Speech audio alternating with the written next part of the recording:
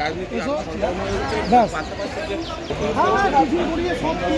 সব যাওয়ার পর যাবো, সবাইকে পৌঁছে যাবো। সেই মনোবল ভাঙতে দিতে নারাজ অথচ তিনি বলছেন কোনো ঘটনা ঘটলে তার পুনরায় কিন্তু পাল্ট আউট হতে পারে, এমনটা কিন্তু তিনি হুঁশিয়ারি দিয়ে ফেলেন। এবং এই মুহূর্তে তিনি কিন্তু বেরিয়ে যাচ্ছেন মিছিল শেষ করে।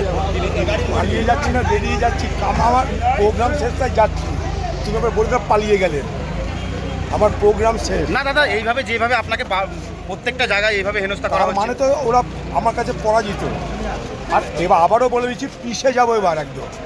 আর তৃণমূল যদি রক্তারক্তি চায় তো রক্তারক্তি হবে। তৃণমূল যদি মনে করে রক্তারক্তি করতে চায় তো রক্তারক্তি হবে এবার, হুঁশিয়ার করে দিলাম।